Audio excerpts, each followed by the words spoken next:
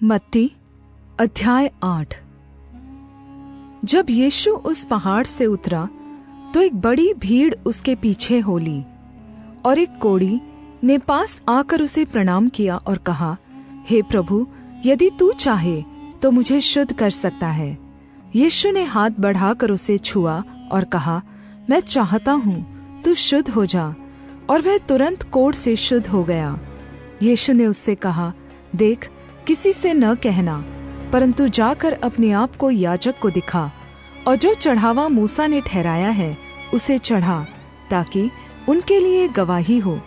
और जब वह कफरनहूम में आया तो एक सूबेदार ने उसके पास आकर उससे विनती की, हे प्रभु, मेरा सेवक घर में लकवे का मारा बहुत दुखी पड़ा है। उसने उससे कहा, मैं आकर उसे चंगा करूँगा।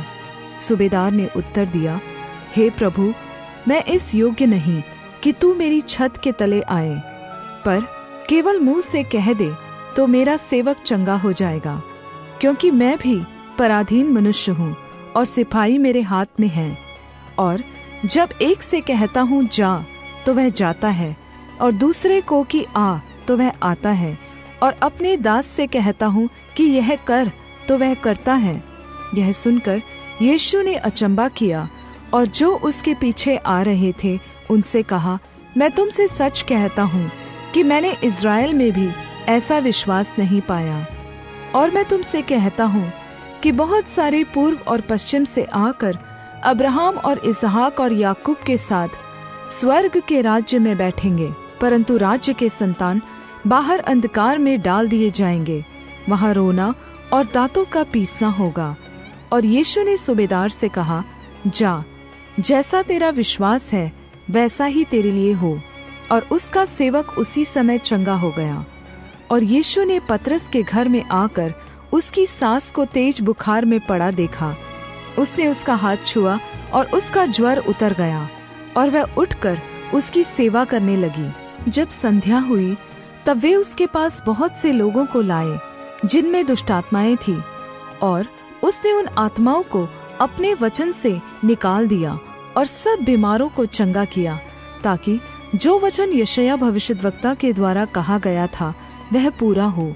उसने आप हमारी दुर्बलताओं को ले लिया और हमारी बीमारियों को उठा लिया।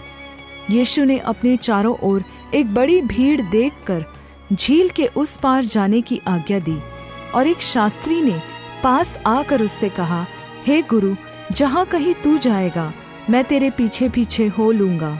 यीशु ने उससे कहा, लोमड़ियों के भट्ट और आकाश के पक्षियों के बसेरे होते हैं, परंतु मनुष्य के पुत्र के लिए सिर धरने की भी जगह नहीं है।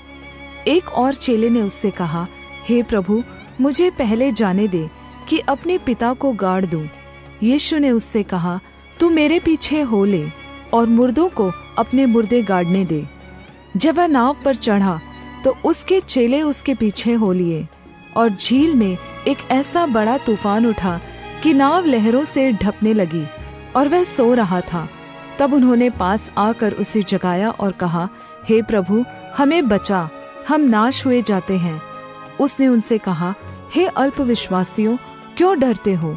तब उसने उठकर आंधी और पानी को डांटा, और सब शांत हो गया। और लोग अचंबा करके कहने लगे, यह कैसा मनुष्य है कि आंधी और पानी भी उसकी आज्ञा मानते हैं। जब वह उस पार गदरेनियों के क्षेत्र में पहुंचा तो दो मनुष्य जिनमें दुष्टात्माएं थी कब्रों से निकलते हुए उसे मिले, जो इतने प्रचंड थे कि कोई उस मार्ग से जा नहीं सकता था।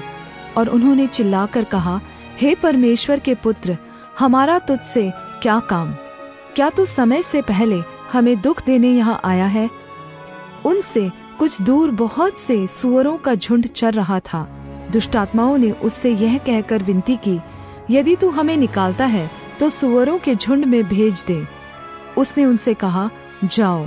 और वे निकलकर सूअरों में घुस गईं, और सारा झुंड टीले पर से झपटकर पानी में जा पड़ा और डूब मरा। और चरवाहे भागे और नगर में जाकर ये सब बातें और जिनमें दुष्टात्माएं थी उनका सारा हाल कह सुनाया। और सारे नगर के लोग यीशु से भेंट करने को निकल आए और उसे देखकर विनती की कि हमारे क्षेत्र से बाहर निकल जा।